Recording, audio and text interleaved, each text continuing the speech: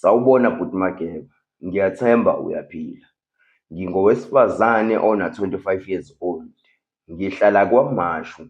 Ngicela ukuba u-anonymous. Asinalo ikhaya okungelethu, sihlala kwamalume, uyena osondlayo. Umalume usengidlengule amahlandla ephindelela kusukela sifika kwakhe ngo-2015, ilapho waqala khona lo mkhuba ukunginukubeza ngokocansi. Ngakhala ngamazisa umama wami, kodwa impendulo yamama yangehlula esethi, ungaphinde uyisho leyo nto, umalume wakho uzosixosha, sizoba yini singenamuzi, sizoba yini singenamuzi. Usho kanjalo-ke la usisi wakwaMashu o-anonymous.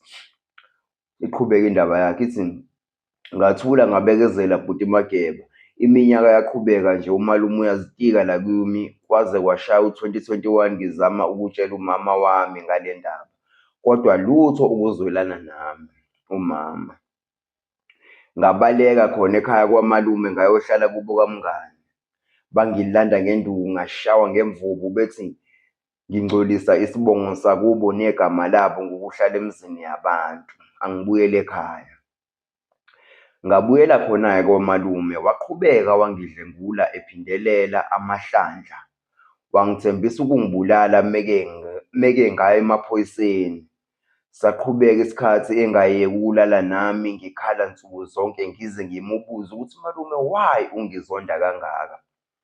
Waphendula wathi, ukube ngiyakuzonda ngabe ninonyoko anikho la emzini wami. Kodwa bafethu, qhubeke-ke umntwana uyaqhubeka. 2025 August, yena umalume wacela ngimenzele itiye, nangempela ngalenza ngamnika. Ngithe ngiqeda kumnika, wangithela ngale ebusweni, walahla inkomishi phansi, wathi angikhumule, wangikhomba ngesibhamu. Ngakhumula, waqhubeka wangidlengula. Ngalelo langa ntambama ngathatha isinqumo sokuthi ngiziphindiselele, ngoba umama mangimtshela ngobhuti wakhe uyangiphikisa, uthi ngisenga ezimithiyo. Ntambama ngahamba, ngathatha umbese ekhishini ntambama, ngahamba ngayomcuthela ngasethaveni aphuza kuyo. Wathi ephuma nje ngaphandle, ngahlala kuye ngombese, ngamgwaza ngiphindelela, waze wathulela khona lapho. Umbese ngawufaka emfuleni kuze kube yimanje akwaziwa ukuthi umalume wabulawa ngubani. Inkinga ngiyazisola, ebusuku angilali, futhi ngibuye ngingazisoli ngoba ungihlukumezile loya muntu ephindelela. Bhuti Mageba, nginibhalele ngoba ngidinga usizo. Angazi noma ngihambe ngiyozibophisa noma ngiqhubeke nempilo, khona kulikhuni. Ebusuku angilali, ngathi ngiyambona uyangibhokela. Ngisizeni bhuti Mageba, u-anonymous KwaMashu. Bafowethu, senizwile-ke indaba yengane. Ingane iphuma KwaMashu, ikhala ngomalume wayo, umalume uyayidlengula ephindelela. Ingane isize yathatha isinqumo sokuthi imbulale umalume.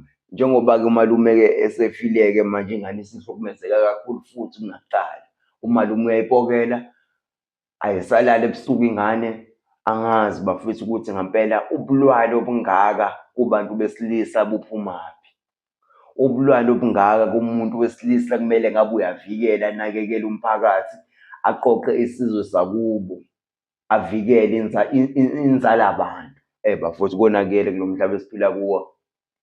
Ngiyacela-ke bafowethu ukuthi niphawule lapha kuma-comment, nisho ukuthi lingamsiza ngani umntwana, yini eningamlekelela ngayo, ngoba uthi akalali ebusuku. Ngisacela uzobe khona kuma-comment, noma engeke ayiveze ukuthi ubani, kodwa ngiyacela nimlekelele ngoba udaba lomntwana lubucayi. Usibhalele nje udinga usizo lwenu. Ngiyacela simlekelele umntwana bafowethu, singamlekelela ngakho. U-anonymous wakwaMashu obedlwengulwa umalume wakhe ephindelela. Umalume ulala nomntwana ongemvume.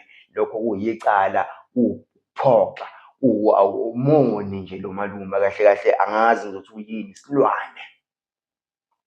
Awukwazi ukuthi ungathi umshana wakhe emncane zena, ubhizi wena uphindelela. Uyakuchazela umntwana ukuthi malume, lento angiyithandi, yimbi. ngesimo sokuthi umntwana akanayo indawo angaya kuyona, akanayo indawo ebizwa ngekhaya, indawo angathi ayiqhenye ngayo asho ukuthi layike ekhaya akanayo. Wena-ke ngoba unomuzi engabe uyamlekelela umntwana, umsize, thatha i-advantage yokuthi ulale naye. Uyamsabisa, umkhomba ngesibhamu. Bantu baseNingizimu Afrika, ngiyacela ngenelelani, nilekelele nangumntwana. Umntwana ubhekene nenkinga, umntwana ubhekene neshobolo.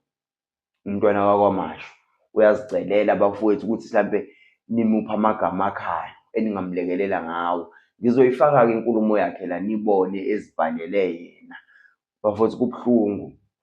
I-home run-ke le bafowethu noMageba P_M_P, umthetho ongahambi yedwa, ongeke ahambe yedwa. Umfana wakhona lekaMgwagwa ePietermaritzburg eMpungundlovu bafowethu. Umfana kafikele eBuene khona koMakhathini koNtshebe bafowethu. Angihambi-ke ngedwa, ngihamba nabantu abadala.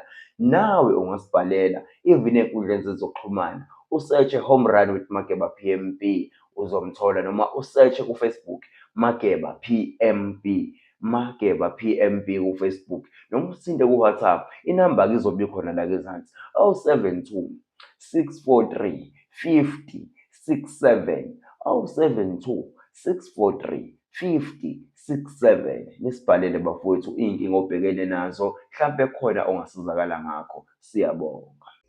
Mageba uvula bangene, ungena banqume, ngwele kaMgwagwa ukudla ngobhuqu, khuphuka intaba mhlophe. Wonke umuntu maye ngibona edubane empirango. Wemageba, Wemageba, Wemageba.